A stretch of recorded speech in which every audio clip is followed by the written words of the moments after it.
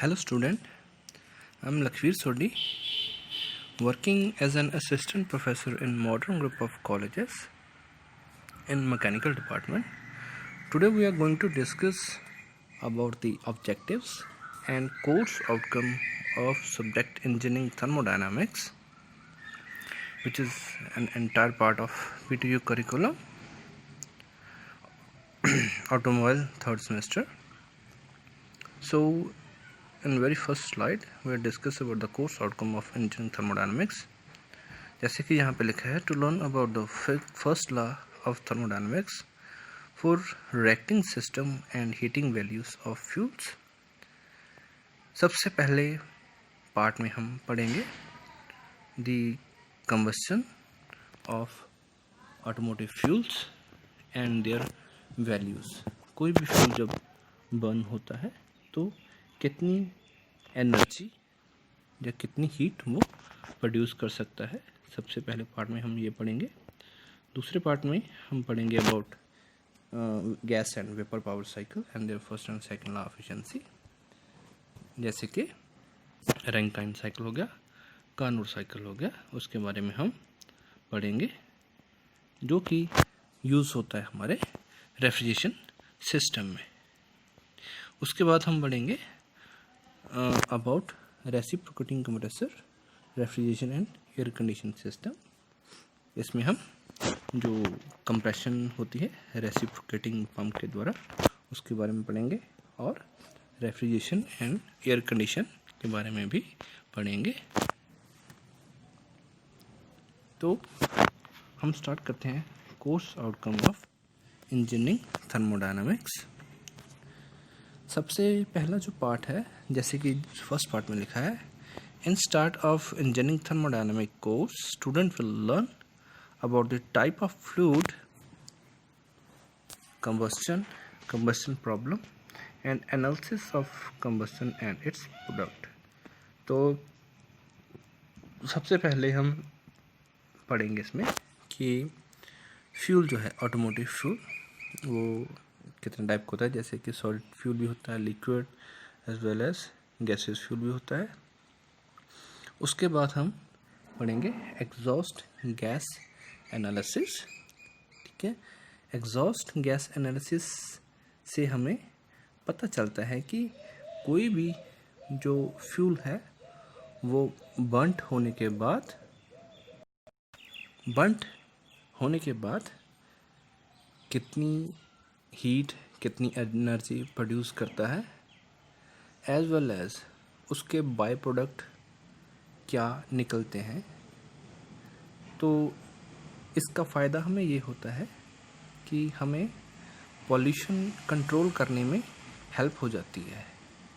ठीक है, तो जैसे कि कुछ फ्यूल्स होते हैं वो नाइट्रोजन ऑक्साइड्स प्रोड्यूस करते हैं विच इज़ वेरी हार्मफुल. तो उनको अवॉइड करने के लिए हमने जैसे कैटालिटिक कन्वर्टर बनाया है. ठीक है, तो फर्स्ट चैप्टर जो है उसमें हमें ये पता लग जाता है कि फ्यूल बर्न होके कितनी एनर्जी प्रोड्यूस करेगा एज वेल एज उसके बाई प्रोडक्ट क्या होंगे. ठीक है, और कंबस्शन प्रॉब्लम्स, जैसे कि किसी फ्यूल को बर्न होने में क्या क्या प्रॉब्लम्स आ सकती हैं. ठीक है, and analysis of combustion and it's product. ठीक है, अगर हमें ये पता है कि कितना फ्यूल बर्न होके कितनी एनर्जी प्रोड्यूस कर सकता है तो हमें फ्यूल को चूज़ करने में भी आसानी होगी. एज वेल एज हमें अगर पता है कि हमें कितनी एनर्जी चाहिए तो हम उस हिसाब से अपना फ्यूल की जो डिमांड कर सकते हैं. ठीक है, नेक्स्ट जो पार्ट है, जैसे कि यहाँ पे लिखा है, in very next part student will learn about the transformation of energy process. Transformation of energy process क्या होता है कि जैसे एनर्जी का ट्रांसफ़र होता है heat energy to work energy हमारे आईसी इंजन में. ठीक है, और वर्क एनर्जी का ट्रांसफ़र होता है हीट एनर्जी में हमारे रैंकाइन साइकिल में.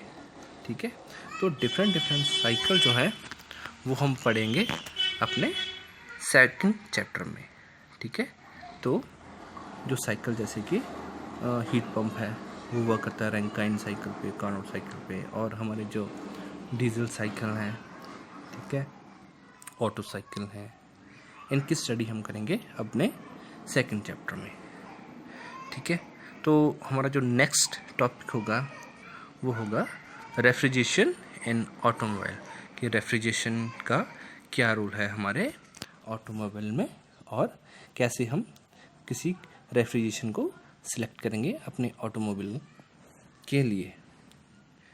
और जो नेक्स्ट टॉपिक है, जैसे कि यहाँ पे लिखा है, student will also learn about the property of dry and wet air, psychometric chart, humidification and dehumidification etcetera. ये भी हमारे रेफ्रिजरेशन का ही पार्ट है, जिसमें कि हम ड्राई और वेट एयर का एनालिसिस करेंगे साइकोमेट्रिक चार्ट की मदद से। ह्यूमिडिफिकेशन एंड डिह्यूमिडिफिकेशन वो कैसे हम करेंगे अपने रेफ्रिजरेशन में, ये हम अपने इस टॉपिक में, जो कि फोर्थ टॉपिक है, उसमें पढ़ेंगे। तो वेरी फर्स्ट जो नेक्स्ट टॉपिक है वो होगा हमारा कंप्रेसिबल फ्लो का स्टैग्नेशन ऑफ प्रॉपर्टी और use of nozzle in refrigeration, ठीक है। तो स्टैग्नेशन प्रॉपर्टी जो होती है, जैसे कि एज यू नो कि when a flowing fluid pass an immersed body at a point on a body, if the resultant velocity becomes zero, then the values of pressure, temperature and density at the point is called stagnation property, ठीक है।